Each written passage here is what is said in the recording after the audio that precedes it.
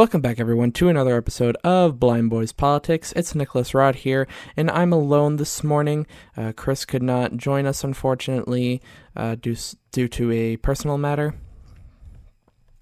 But he does send his condolences that he couldn't be with us here this morning, and you'll see him back on Wednesday and Friday. But that won't stop us from having a show, and we definitely have some news to cover. So let's start with the weather, as we always do. In Los Angeles, it is going to be sunny and 82 today. In Houston, expect some rain and 92 as the high. In Chicago, it'll be partly cloudy and 73. And in New York City, expect partly cloudy skies and 87 as the high. So since Chris isn't here, we don't really have a talk of the talk.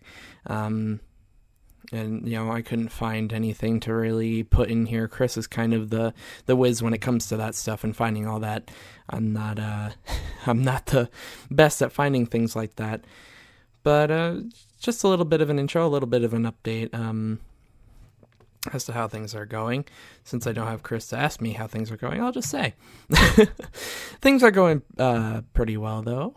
It was a nice, relaxing weekend for the most part. I mean, there was a lot to do. Got a lot of things done for, behind the scenes and all of that. And on Saturday, I was out for a while, and then Sunday was Father's Day. Had a very nice day. It was a beautiful day here in New York. The sun was shining all day. The only bad part about it was later, as the sun started to go down, it got muggier and muggier, by the minute. And a little bit before we all went inside, the insects had started to really come out and were buzzing all around, biting. So right at the end there, it started to just be a little on the iffier side, but it was still a really fun day. Totally, worth the insects at the end. But no, it was great. Very relaxing, but we're here with you for another round of news. And beyond the weekend, I don't really have much to talk about, so we might as well jump right in. We start off this morning, as we always do, with the Monday morning COVID-19 update. And New York State has officially reached 70% vaccination. 87% of senior citizens, if you don't know, those over the age of 65, have gotten at least one shot of the COVID-19 vaccine across the entire U.S. And 74% of people ages 40 and up have gotten at least one shot of the vaccine in the U.S. Also, about 86% of K through 12 teachers and school staff have been fully vaccinated. At this point in the U.S., cases are down about 90% since January 20th of this year. And cases, along with deaths from COVID-19, are at their lowest point since last March and the beginning of last summer. So that is our COVID-19 update for you this morning, and we move right along into Supreme Court news. On Thursday, the 17th, there was a unanimous decision in the Supreme Court as all 9 judges sided with a private Catholic foster agency, saying yes, they do have the right to exclude same-sex couples from fostering children on the basis of their religious belief. Catholic Social Services claim the city of Philadelphia was requiring them to certify all couples, including same-sex couples, as foster parents. And when they would not do so, the city canceled their contract because the city said that Catholic Social Services was violating the anti-discrimination law. Catholic Social Services said that canceling their contract violated their religious beliefs and therefore was unconstitutional. On Thursday, all justices, including the liberal justices, agreed with this. In fact, Chief Justice John Roberts, who wrote the majority opinion, said, quote, CSS seeks only an accommodation that will allow it to continue serving the children of Philadelphia in a manner consistent with its religious beliefs. It does not seek to impose those beliefs on anyone else, end quote. This unanimous ruling was very narrow and did not radically change existing constitutional law. This ruling does not negate other government anti-discrimination laws, nor does it force the one on the books to be dismissed. Under long-standing Supreme Court precedent, it says that laws that are neutral to religion and are generally applicable can be considered constitutional even if they burden religion. The Chief Justice said that in this case, Philadelphia's anti-discrimination policy was not generally applicable, so the city should make an exception for the religious right of the Catholic social services. Moving right along here, and folks, we have a new federal holiday, Juneteenth, National Independence Day. The Senate unanimously passed the bill on Tuesday of last week, and the House passed it on Wednesday, 415 to 14. The president then signed it into law on Thursday. This means that June 19th will receive all the same federal regulations as other federal holidays, just like 4th of July and Labor Day. For those that might not know or may not have heard of this, might be wondering, what is Juneteenth? Well, Juneteenth is the symbolic celebration of the liberations of the slaves in the United States. On June 19th, 1865, Union troops arrived in Galveston, Texas, to tell the last known Confederate sympathizers that all slaves must be freed.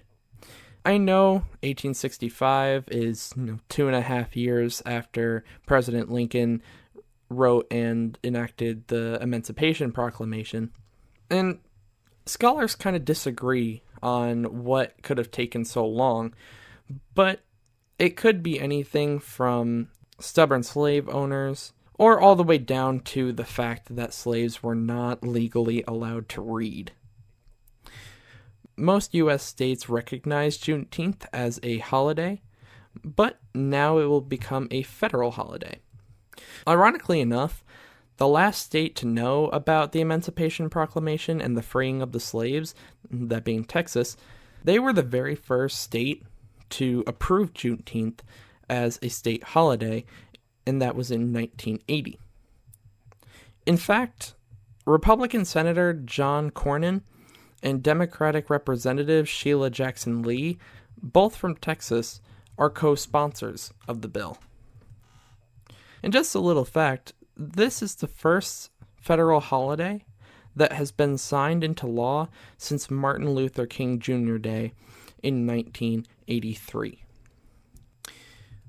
It is summertime, and people want to vacation. But one question you might have is, can you vacation in another country? Well, it really all depends on where you want to go. After a meeting on Friday, the border between the United States and Canada will remain closed to non-essential travel until July 21st. Once we reach that date, that border will be reopened in phases, and the same goes for the southern land border between the United States and Mexico. That will also remain closed to non-essential travel until July 21st, and once we reach that day, again, it'll reopen in phases. United States citizens are allowed to re-enter the United States if they've traveled to Mexico. As for Europe, the European Union just recommended its 27-member bloc should reopen to U.S. travelers. This recommendation is not binding, and each member nation of the EU can pose its own travel regulations, and several of them have done so already.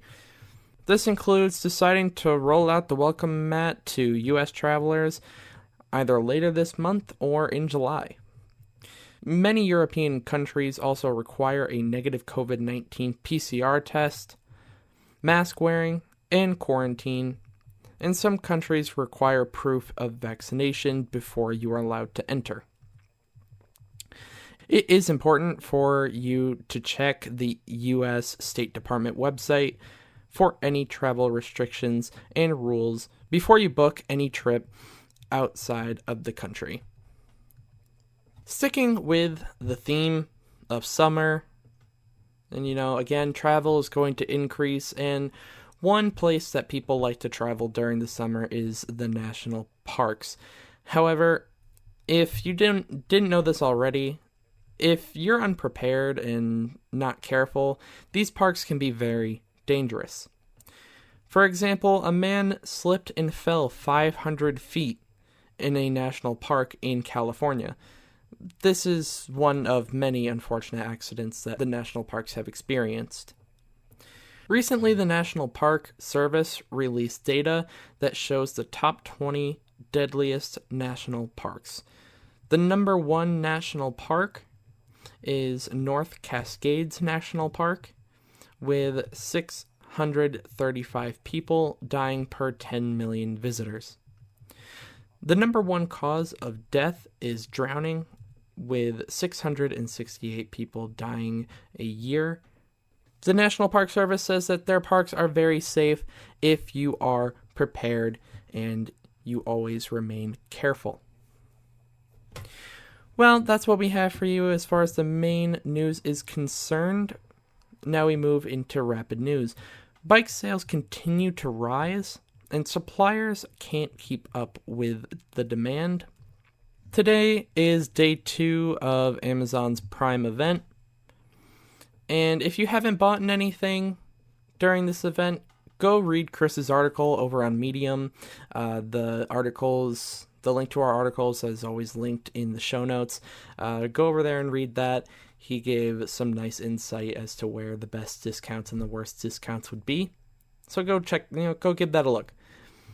And on June 20th at 11:32 p.m. Eastern Standard Time, we officially moved into summer.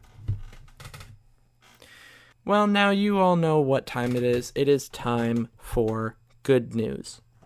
And I have a pretty amazing story for good news this morning. There's a family who had a puppy, a little 4-month-old puppy. And this dog was very playful, very energetic, always moving around, always just everywhere. And one day, the puppy just stopped moving, stopped coming out of its crate, wasn't eating much, and, clearly something was wrong.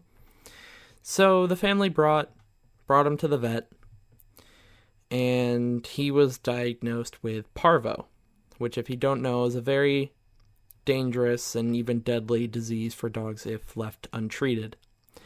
Now, the treatment was going to cost $700, and that was money that the family didn't have to spend. They couldn't afford the treatment. So, one of the children in the family, an 8-year-old boy, set up a table outside his house and sold his Pokemon cards, which he had been collecting for 4 years. They were his prized possession. He had been collecting them, like I said, for 4 years. He loved them, but he decided that if his family wasn't going to be able to pay for the treatment, then he would do anything he had to do to raise that money. So at first he was selling the cards for, $5, $10 a piece, but this actually ended up spreading on Facebook. It caught traction and spread very quickly, and people started donating. And so eventually a GoFundMe page was set up for the family. And the goal was $800. Just enough to get the treatment done, and a little left over for anything else that might have needed to be done. Well, they got a bit more than that. So far, they've gotten about $15,000. That's right, $15,000. And so they brought the puppy to the vet. The dog got the treatment, the puppy got the treatment, and is home recovering now. Getting healthier and healthier every day. So the dog survived. But again, they got $15,000. So then the question becomes, what are they going to do with that?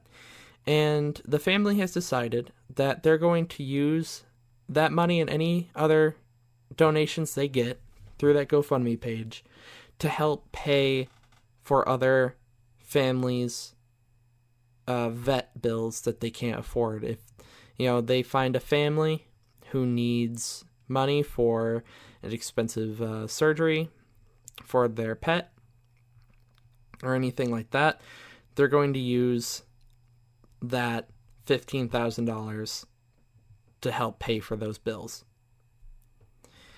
And this is just so special because this started from an 8-year-old boy selling his prized possessions to pay for his dog's treatment, which is almost tear-inducing in itself. Like, the heartwarming feeling that I got from that reading the story originally is just so special because it just shows like the bond between the boy and his puppy, and how much the puppy meant to him and how much he meant to the family.